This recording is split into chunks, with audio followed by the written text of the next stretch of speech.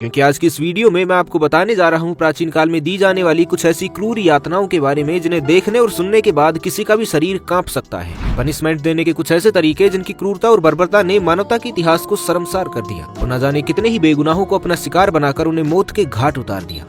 Iron chair torture. दोस्तों, आप कल्पना भी नहीं कर सकते कि उस व्यक्ति पर क्या बीतती होगी जो आयरन चेयर टॉर्चर जैसी भयानक यातना से गुजरता होगा। 1500 किलो की मदद से बनाई गई वो कुर्सी जिस पर सजा के तौर पर अपराधी को बैठाया जाता था और बैठते ही वो सभी कीलें उस व्यक्ति के शरीर में घुस जाती थी, जिसके बाद वो व्यक्ति बर्दाश्त न कर पाने वाले उस दर्द को तब तक झेलता रहता था जब तक कि वो मर नहीं जाता था। दोस्तों, इस सजा की शुरुआत अपराधी से सच उगलवाने के लिए की गई थी, जिसमें अगर व्यक्ति किलो के टॉर्चर के बाद भी अपना मुंह नहीं खोलता था तो फिर कुर्सी के नीचे जलते हुए अंगारे रख दिए जाते थे, जिसका नतीजा ये होता था कि जैसे जैसे कुर्सी में लगी कीलें गर्म होती थी, कीलों की वजह से शरीर भी पकने लगता था, जिसका दर्द कितना भयानक हो सकता है इसका आइडिया तो अब आपको भी लगने लगा होगा। हालांकि इस यातना के बाद भी अगर व्यक्ति अपना जुर्म नहीं कबूलता था तो फिर उसे छोड़ दिया जाता था, ये मानकर कि वो बेगुनाह है। लेकिन जिस तरह आज जेल से छूटकर लोग फिर से अपनी जिंदगी की शुरुआत करते हैं, आयरन चेयर टॉर्चर के बाद जिंदगी की दूसरी शुरुआत तो छोड़िए, खुद जिंदगी को भी दूसरा मौका नहीं मिलता था। Brazen bull. दोस्तों, ये सजा प्राचीन ग्रीस में दी जाती थी, जिसे कुछ इतिहासकार ब्रेजन बुल तो कुछ द सिसिलियन बुल भी कहते हैं। कहा जाता है कि प्राचीन ग्रीस में एक समय ऐसा भी आया था जब अपराधियों को सबक सिखाने के लिए पीतल से बने इस बुल का निर्माण किया गया था। इसके साइड में एक दरवाजा लगाया गया है जिसे खोलकर पहले अपराधी को बुल के अंदर कैद कर दिया जाता था और फिर पीतल से बने उस बुल के नीचे आग लगा दी जाती थी। फिर जैसे जैसे बुल गर्म होता वैसे वैसे अपराधी उसके अंदर दम तोड़ता रहता और फिर आखिरकार उसके अंदर ही उसकी मौत हो जाती। इस सजा की सबसे खास बात तो ये थी कि जब अपराधी दर्द से चीखता था तो एक सुरीली गूंज बनकर लोगों को सुनाई देती थी और वो कुछ इस तरह से कि बुल के ऊपरी हिस्से पर लगे ट्यूब की मदद से गुनहगार की चीख बुल की आवाज में बदल जाती थी, जैसे किसी बांसुरी या फिर ट्रम्पेट में होता है जिसमें फूंक मारने पर एक सुरीली धुन निकलती है। हालांकि बैल की सुरीली आवाज को सुनकर जनता कभी खुश नहीं होती थी, क्योंकि हर कोई ये बात अच्छे से जानता था कि राजा फलारिस के शासन में बैल की धुन का सिर्फ एक ही मतलब होता है, एक दर्दनाक मौत।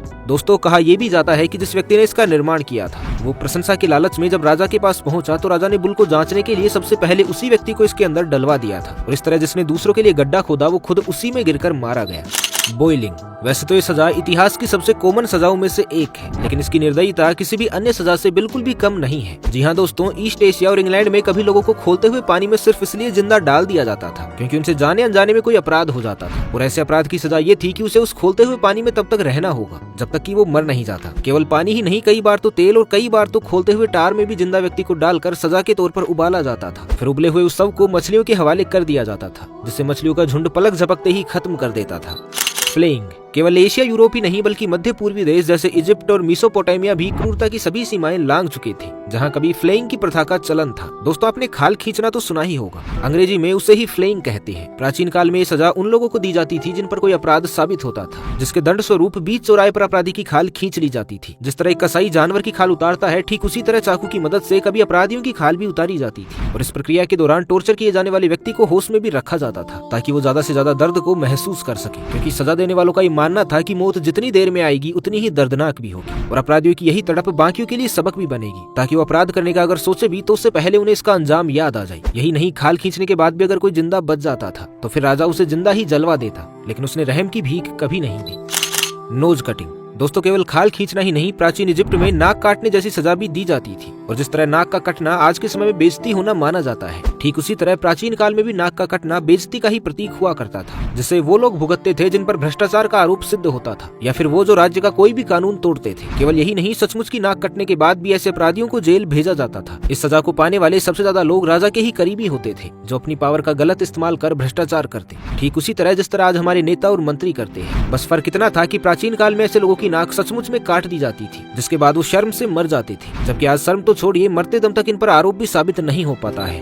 लिंगची। इतिहास की वो सजा जिससे बचने के लिए लोग रिश्वत तक दिया करते थे ताकि जान भले ही चली जाए लेकिन बस लिंगची जैसी सजा ना काटनी पड़ी। कभी चाइना में दी जाने वाली इस यातना को लिंगची कहते हैं, जिसका मतलब होता है स्लो स्लाइसिंग, अर्थात धीरे धीरे काटना। एक इंसानी शरीर जिसे सजा के तौर पर चाकू से हजारों बार तब तक काटा जाता था जब तक कि वो मर नहीं जाता था। हालांकि वैसे तो इस सजा को साल 1905 में ही बैन कर दिया गया था, लेकिन इसकी शुरुआत कब हुई इसके पुख्ता प्रमाण कहीं नहीं मिलते। हालांकि कुछ इतिहासकारों का ये दावा जरूर है कि सजा को सार्वजनिक स्थानों पर दिया जाता था ताकि लोग उसे देख पाएं, इसलिए अपराधी को पहले किसी सार्वजनिक स्थान पर ले जाकर उसे बांध दिया जाता था और फिर उसके बाद चाकू की मदद से अपराधी के समूचे शरीर पर धीरे धीरे कट लगाए जाते थे, जिसके पीछे ये मान्यता थी कि इस तरह सजा पाने के बाद अपराधी अगले किसी भी जन्म में फिर ऐसा पाप कभी नहीं करेगा। कभी कभी तो ये सजा 3-3 दिनों तक चला करती थी, जिस दौरान अपराधी के शरीर पर 3000 से भी ज्यादा चीरे लगाए जाते थे और एक एक करके उसके अंग भी निकाल लिए जाते थे।